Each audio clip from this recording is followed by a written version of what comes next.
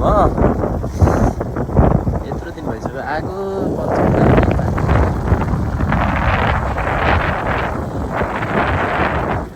यसो भयो।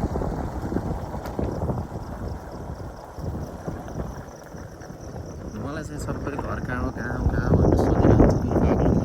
कलकोटो भनिरहन्छ। मेरो घर चाहिँ ठ्याक्कै यहीँ है, यो पञ्चकोटतिर गाईहरू। अबको सोध्ने मान्छेलाई तपाईँ घर कहाँ हो बाग्लो भन्ने मान्छेहरूलाई चाहिँ यो चाहिँ एन्सर है पञ्चकोट। यो एकदमै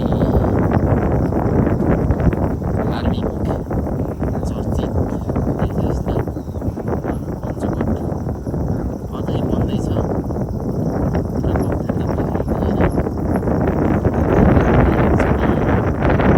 हाम्रो बाटो हेर्नुहोस् के बिना इन्स्टन्ट, बिना फेसबुक, बिना सोसल मिडिया, बिना युट्युबर पुरै पोस्ट भइरहेको अब छ्यापछ्याप नकुनै खाडो पनि भन्दाखेरि विकास चाहिँ यसरी हुन्छ कि स्टन्ट देखाएर भन्दैन बेस काम चाहिँ यसरी गर्नुपर्छ भन्ने मान्यता चाहिँ पञ्चकोटको बाटो हेरेर बुझ्न सकिन्छ गाइस।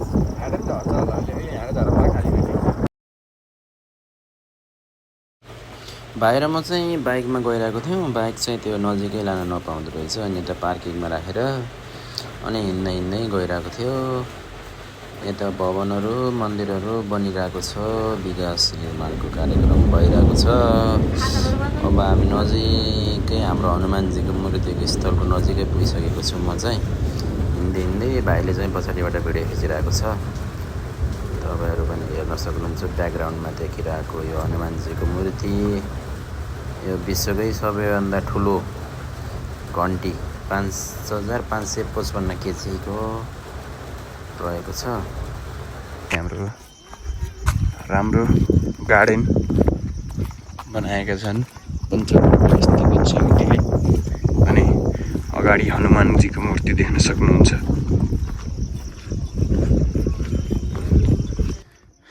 अब चाहिँ हाम्रो यो हनुमानजीको मूर्ति स्थापना रहेको छ भने हामीसँग यहाँ घोडा देख्न सक्नुहुन्छ। घोडा जिन्दगीमा केटा हो साथीभाइ हो, एउटा गएको फेरि घोडा चाहिँ चढ्नै पर्छ। यो चाहिँ हाम्रो 5555 केजीको घन्टी रहेको छ। यो विश्वको सबैभन्दा ठुलो घन्टी बजाएन अहिलेसम्म बजाएन, तर ट्याङमा पर्छ, खासै ठुलो बज्दैन।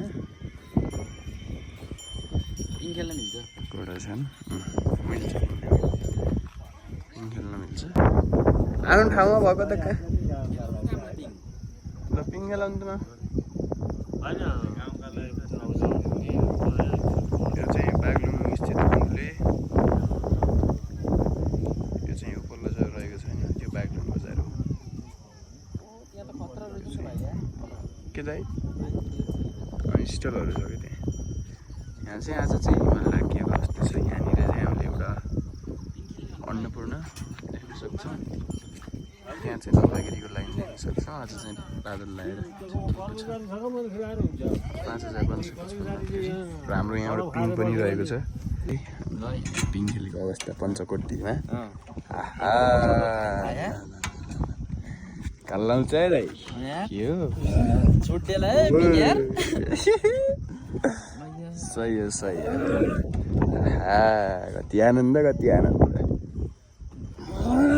हामी भाइ खेलिरहेको अवस्था चाहिँ स्पेसल देखिन्छ। भ्यू चाहिँ बबारै छ।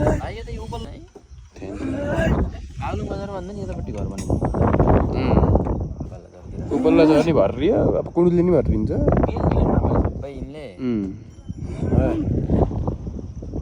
सिरिङ बनाउँछ। हाम्रो पञ्चकोटमा घोडा पनि चढ्न पाइने व्यवस्था रहेको रहेछ। यो घोडाको चाहिँ एकजनाको 200 रुपियाँ, 1 राउन्ड हालिदिने रहेछ। यो आफै चलाउनु नपाएपछि त घोडा अर्काले डोराएर त के चढ्नु र है। यो चाहिँ के पञ्चनारायण शालिग्राम मन्दिर छ यहाँ। यदि तपाईँहरू पनि एकचोटि बाग्लुङ आउनुभयो भने यो पञ्चकोट दर्शन गरेर जानु होला।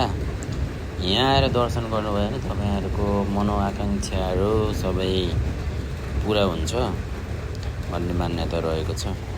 हाम्रो मुक्तिनाथ पीठाधीश स्वामी कमलनाथ आचार्यज्यूबाट यो यहाँको परिकल्पना गरेर हामीहरू सबै मिलेर चाहिँ यो बनाएको हो। यो पञ्चकोट धाम एकचोटि चाहिँ सबैजना आएर दर्शन गरेर जानु होला। यहाँ आउनु भने यहाँको यताको पिङ्की, यताको माहौल, यहाँको हिमालको दृश्य हेर्दा पनि मान्छेहरूलाई आनन्द फिल हुन्छ। कामको फ्रस्ट्रेसन यताउति ल्याङफ्याङ भएर यहाँ आउनु भने मान्छेको एकदमै। त्यसपछि हामी पञ्चकोट दर्शन गरेर फर्किने क्रममा चाहिँ बाटोमा डोजरले बाटो खनिरहेको थियो। डोजर हेर्दै हेर्दै औसेलुहरू खाँदै गफ गर्दै हाँडेका फल खाँदै झरिरहेको थियौँ। हाम्रो घरतिर चाहिँ यो पाइन्छ है।